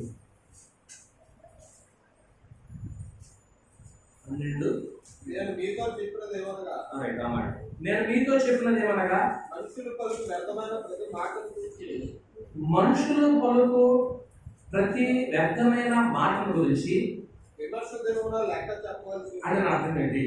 గాలి పోనీయా ఒక చోట ఉన్నాయా? మాకు ఎంత భయం ఏదైనా మాట్లాడాలి. అందుకంటే నీకు ఎవరు ద్వారా ఏం పెట్టుకోమంటాడు? ఒకడు మాట్లాడతా ఉన్నాడు. మాట్లాడుతుంది నేను చెప్పట్లేదు, నువ్వు మాట్లాడు. కానీ వ్యర్థమైన మాట, ఆ వ్యర్థమైన మాట మన ఎందుకు చెప్తుంది చెప్పండి. ఒక పక్కన చెప్పాను కదా, మీకు అర్థం అవడానికే అది చూపించాడు. డబ్బా ఏదోకి బాక్స్ డబ్బాలు పెడతానే లేదా? ఆ లెక్కలు ఆలోచించుకుంటే మరి వ్యర్థమైన మాటలు ఎన్ని ఉంటాయి అసలు అనుకోండి. నాలో ఉంటాయి ఎన్ని మాటలు. ఈ మాటలన్నిటికీ రేపు పొద్దున్న ఈ వీరుగా సరిపోదు మనం మాట్లాడే మాటలు. వీటిలన్నింటికి తాళం తీయగా ఒకటి వచ్చినాయి. ఇది నేను ఎప్పుడు అన్నావు 2024 అన్నావు, ఇది ఎప్పుడు అన్నావు 2004, ఇది ఎప్పుడు అన్నావు 2019, ఇది ఎప్పుడు అన్నావు 2020 అన్నావు. మొత్తం ప్రతి మాటకి ఏం చెప్పాలి మనం? ఎక్కడ చెప్పగలమండి? చెప్పగలం. లెక్క చెప్పాలి. మంచి రక్షణ పొందడం కోసం మాట్లాడుతున్నాం. జ్ఞానేంద్రియాలు ఏం చేయాలన్నాడు? ఒకవేళ సాధకం చేయకపోతే కనుక ఏం చేయబడుతుందో మీకు అర్థమవుతుంది. ఇప్పుడు దీన్ని ఎక్సర్సైజ్ చేయలేదనుకోండి, దేహాన్ని ఎక్సర్సైజ్ చేస్తే కనుక ఇది లిమిట్లో ఉంటుంది. ఇది ఎక్సర్సైజ్ చేయలేదనుకోండి ఇది అదిరిపోతుంది. ఏంటండి రెండో సంగతి ఏంటంటే కన్ను. జ్ఞానేంద్రియాలు మరొకటి ఏంటండి? కన్ను. ఏంటండి కన్నుతో పాపం చేసి నిత్యాత్వాన్ని పోగొట్టుకుంటారు చాలా మంది. కన్ను చూడడానిక ఆశించడానిక? ఆశించేది కన్నేది జస్ట్ చూడడం వరకే, జస్ట్ చూడడం వరకే. ఏమండి అలా చూసి నువ్వు ఆశించేసావనుకో అందులో కనుకోకూడదు. మత్తయి 5వ అధ్యాయం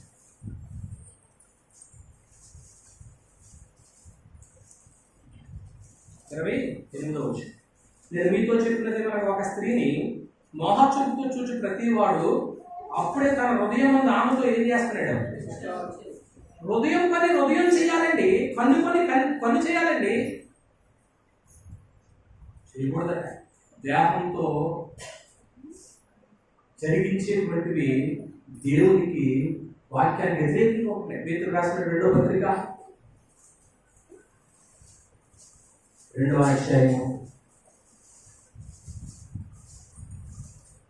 14వ వచనం అండి.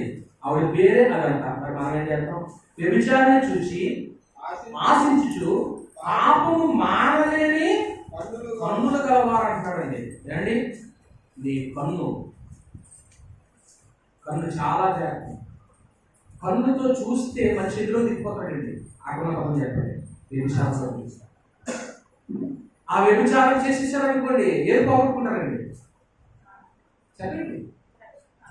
పరలోకం పోగొట్టుకుంటారు. ఇప్పుడు కన్ను చూడగానే ఆశించుకోకుండా ఉండాలంటే కన్నుతో ఏం చేసుకో? నిబంధన చేసుకో. కన్నుకి సాధనం చేయాలి, ఎక్సర్సైజ్ చేయాలి. అసలు దేహం అంతటికి దేహం మీద అన్నాడు. అసలు ఆ కన్ను బాగుండాలనే కదండి. కంటికి మళ్ళీ 40 ఏళ్ళు అయినప్పుడు ఏం పెడుతున్నారు? ఎందుకని? ఇది వరకు అసలు 60 వచ్చినా కదా కళ్ళకి ఏముంది కాదు, కళ్ళద్దాలు ఉండే కాదు. ఇక్కడ కళ్ళద్దాలు లేని వాళ్ళందరూ దేవుని స్తోత్రం అలాగే ఉంటే బాగుంటుంది. మీరు అందరూ ఒకవేళ కళ్ళద్దాలు వచ్చినాయి అనుకోండి, మొత్తానికి కంటికి ఏమొచ్చినప్పుడు సత్వరం వచ్చినట్లే, సైట్ వచ్చినట్లే కదండి. కొందరు స్టైల్కి పెట్టుకుంటారు. స్టైల్కి పెట్టుకోండి కుర్రోళ్ళు, ఏమొద్దులే. కంటి సైట్ లేకపోయినా కానీ అందానికి పెట్టుకుంటారు, మంచిదే. అంటే ఇప్పుడు కళ్ళద్దాల గురించి లోపల ఉన్నటువంటి కన్ను పాప విషయంలో మాట్లాడుతున్నాడు. నీ కన్ను రోజు ఎక్సర్సైజ్ చేయకపోతే ఎందులో దించేస్తుంది? ఇది వ్యభిచారంలోకి దించేస్తుంది.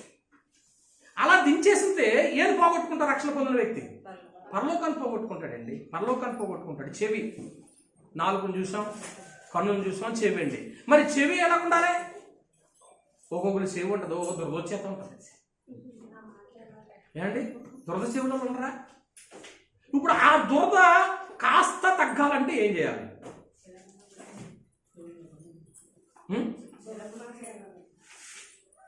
అసలు తెలదా చెవులు లేవనుకుంటా మన వాడికి. మంచి దేవుని స్తోత్రం. తిమోతి రాసిన 2వ పత్రిక 4వ అధ్యాయము మాట్లాడుతుంది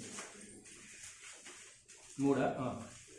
ఎందుకనగా జనుడు హిత బోధనలు సహింపక ఏ చెవులు గలవారు అన్నాడు? దురద చెవులు గలవారై. దురద చెవులు గలవారై. అందువల్ల మనం ఏమి వినాలో అవే వినాలండి. ఈవేళ జనాలు హిత బోధన వినట్లేదు, ఆరోగ్యకరమైన బోధన వినట్లేదండి. తిమోతి పత్రిక అంటే మరొకటి ఇక్కడ మీకు సందర్భం వచ్చినట్టు చెప్తున్నాను. కొత్త నిబంధనలో ఉన్నటువంటి 14 ఉత్తరాలు ఎవరికి రాశారు? పరిశుద్ధాత్ముడు.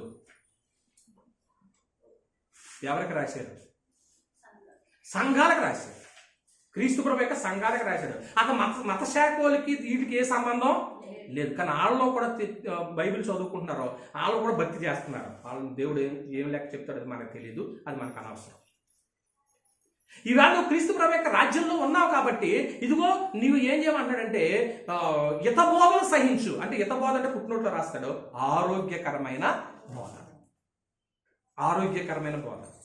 ఏమంటే కొందరు ఉంటారు వాక్య విషయంలో అయ్యా మాకు సమృద్ధైన వాక్యం పెడుతున్నారు, ఉన్నట్టు చెప్తున్నారు. అప్పుడప్పుడు ఏమంటూ ఉంటుంది, అయ్యా వాక్యానికి మట్టుకు మేము చాలా ఇష్టాలు చూపుతూ ఉంటాము, నిజంగా చాలా సంతోషిస్తూ ఉంటాము. కనుక ప్రియమైన దేవుని పిల్లలారా 3 సంగతులు చెప్పుకున్నాము. ఒకటి ఏంటండి? సహవాస దోషం. రెండోది ఎదుగుదల అందరికి కనపడాలి, ఎదగాలి. మూడోది జ్ఞానేంద్రియాలు ఏం చేయాలి? జ్ఞానేంద్రియాలు 3 చెప్పుకున్నాం. ఏంటి? కన్ను, నాలుక, చెవి, కన్ను. ఇంకేముంటాయి? ఇంకా 2 ఉన్నట్టున్నాయి. ఇంకేంటి? దేహ సౌందర్యం. ఆడు 3 నిమిషాలు 2 నిమిషాలు చూపిస్తాడు టీవీలో. ఈ సబ్బు వాడు వెంటనే మార్కెట్లోకి వెళ్ళి ఏం చేస్తాడు అంటే వాళ్ళు వెంటనే వితిన్ సెకండ్లో ఎరుకొచ్చినట్టు చూపించేస్తాడు. ఎంతో బాగుంటుంది. వెంటనే ఆ దేహాని కోసం ఏదో దేహ విషయంలో కూడా మనం చేస్తాం. ఇంకోటి ఏమంటాడు ఏంటండి? ముక్కు. ముక్కు కూడా ఏంటండి? ముక్కు దేనికి పనిచేస్తుంది? బాగా వాసన. అలా వచ్చాడంట, పొలం వెళ్ళి వచ్చాడట. పొలం వెళ్ళి వచ్చి రాగానే గుమ్ములు వచ్చేసింది. అప్పుడు ఏమన్నాడు? నా జ్యేష్ఠత్వం నీకు ఇచ్చేస్తా, నా కూర నాకు ఇచ్చేస్తా. అన్ని విషయాల్లో కూడా వీటిని మనం సాధకం చేస్తూ ఉంటేనే మంచిదండి. సాధకం చేయకపోతే ప్రియమైన దేవుని వల్లరా నా పాఠాన్ని ముగించిన ముందు ఆనాడు అబ్రహాముతో దేవుడు చేసినటువంటి నిబంధన, నీ 4వ తరం వారు చెప్పండి ఎక్కడికి వస్తారు? తిరిగి మళ్ళా కానానుకు వస్తారు. ఎలా వస్తారు? మిక్కిలి ఆస్తితో వస్తారు. అన్నట్లుగానే ఐగుప్తులో దేవుడు దర్శించి మోషే నాయకత్వంలో వాళ్ళు బయటికి తీసుకొచ్చారు. వాళ్ళు ఎవరి నడవనటువంటి త్రావలు ఏం చేశారు? నడిచారు. ఎవరు తిన్నటువంటి ఆహారం, అందరూ నేలలో నుంచి పండిని తింటారో కానీ వాళ్ళ పైనుంచి వచ్చే ఆహారం తిన్నారు. మూడోది మనం ఏం చూసామంటే ఎవరో తాగని నీళ్లు తాగారు, బండ్లో నుంచి తాగారు. 4వది ఏం చూసామంటే వాళ్ళ కోసం ఏసీ పెట్టాడు, వాళ్ళ కోసం కరెంటు పెట్టాడు. ఆ రోజే ఎయిర్ కండిషన్ ఉంది, ఆ రోజే ఎలక్ట్రిసిటీ పెట్టాడు దేవుడు. ఇలా నా ప్రజలు ప్రత్యేకంగా ఉండాలనుకున్నాడు.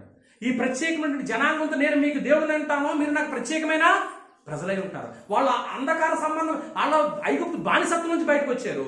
మీరు పాపమైన అంధకారం నుంచి ఏం చేశారు? బయటికి వచ్చారు. ఇప్పుడు వాళ్ళు ఏం చేశారంటే 6,03,550 మంది బయలుదేరారు. చేరింది ఎంతమంది? 2. ఎందుకు రాలిపోయారు మీకు అర్థమైంది? వాళ్ళ సహవాస దోషంలో రాలిపోయారు. ఈవేళ క్రీస్తు ప్రభువు సంఘంలోకి వచ్చిన నువ్వు ఎవరితో సహవాసం చేస్తున్నావో, నీ సహవాసం బాగోకపోతే కనుక మంచి వారితో సహవాసం చేయాలి. చెడ్డ సమాచారం తెచ్చిన వాడితో సహవాసం చేశారు. అందరూ అరణ్యంలో ఏమైపోయారు? రాలిపోయారు. ఇష్టం లేనిది తిన్నారు, ఇష్టం లేని కార్యాలు చేశారు, విలాసాలు చేశారు. ఏమండి? వాళ్ళు విగ్రహారాధన చేశారు. వీటన్నిటి వల్ల రాలిపోయారండి, ఇద్దరే వెళ్ళారండి. రెండోది ఏం చెప్పుకున్నామంటే నువ్వు ఎదుగుతున్నట్టు నీ అభివృద్ధి అందరికీ ఎలా కనపడాలా? తేటగా కనపడాలి. నీ అభివృద్ధి అందరికీ తేటగా కనపడాలి. నా కూతురు ఎదుగుతుంది, నా కొడుకు ఎదుగుతున్నాడు. ఒక నువ్వు ఎదగలేదంటే శిశువే, ఎన్ని సంవత్సరాలు వచ్చిన శిశువే, నీకు డబ్బా పోలే. ఆ శిశువు ఏమైపోతారో తెలిసి క్షమించండి. శిశువు ఎదగలేదనుకోండి జరిగే ప్రమాదం మీకు తెలుసు కదా. చివరికి ఏం చెప్పుకున్నాడు? జ్ఞానేంద్రియాలు ఏమవ్వాలా? సాధకం, ఎక్సర్సైజ్ చేయాలి. ఆ ఎక్సర్సైజ్ చేయకపోతే చెప్పండి మనం పరలోకాన్ని ఏం చేసుకుంటాం? పోగొట్టాం. రక్షణను పొందితే సరిపోదు. ఇప్పుడు ఈ రక్షణ ఏం చేయాలా? కొనసాగించడానికి 3 చెప్పాను. ఇంకా అనేకమైన సంగతులు ఉన్నాయి. కనుక ప్రియమైన దేవుని వల్ల ఇంకెవరైనా రక్షణ పొందకపోయినట్లయితే రక్షణ పొంది కొనసాగించండి. రక్షణ పొందిన వారు ఏం చేయాలంటే ఆగిపోకుండా వీటిని సాధకం చేస్తూ కూడా మీ ప్రయాణాన్ని కొనసాగించి దగ్గరికి వచ్చేస్తారు. వాళ్ళు ఇంకా ఆ కానాను వేగు చూసి ఇంకా ఆ కానాన్లోకి ఏమైపోతారో వెళ్ళిపోతారు. కానీ వెళ్ళగలిగారా? ఇవాళ నువ్వు క్రీస్తు ప్రభువు సంఘంలోకి వచ్చి కూడా పరలోకాన్ని పోగొట్టుకున్నావంటే నీ అంత నా అంత దౌర్భాగ్యం ఇంకెవరో పోగొట్టుకున్న వాడి గురించి చెప్తున్నాను. ఆ లోపలికి వెళ్ళిపోయామనుకోండి, పరలోక వాకిట్లకి వెళ్ళిపోయామనుకోండి, ఎంత సంతోషం ఉంటుందో తెలుసా? అటువంటి ధన్యత మీకు నాకు కలగాలని ఈ మాటలు చూస్తున్నాను. హెచ్చరించుకుంటాం. ఇంతవరకు ముస్లిం అందరికీ వందనాలండి. కళ్ళు మూసుకొని ప్రార్థన చేసుకుందాం. పరమందు ఆశీర్వదించిన తండ్రి, రక్షణ కొనసాగించాలి. సొంత రక్షణ కొనసాగించుకోకపోతే పరలోకం పోగొట్టుకుంటాం. ఇశ్రాయేలు వారు కొనసాగించలేకపోయి అరణ్యంలో రాలిపోయారని చూసాం. వాళ్ళు రాలిపోవడానికి కారణాలు చూసాం. మేము కూడా పరలోకపు వాకిట్లు అడుగు పెట్టకపోవడానికి కొన్ని ఏ ఆటంకాలు అయితే వస్తున్నాయో వాటిని అధిగమించి సాధకం చేసుకుని జయించే మనసు దయచేయండి. ఈ మాటలు మీరు కట్టి ఫలింపచేయండి. మిగతా సమ్మేళకరంగా మార్చండి. మా ప్రభువైన యేసుక్రీస్తు వారి పేరట ఈ ప్రార్థన మీకు సమర్పించుచున్నాను తండ్రి. ఆమేన్.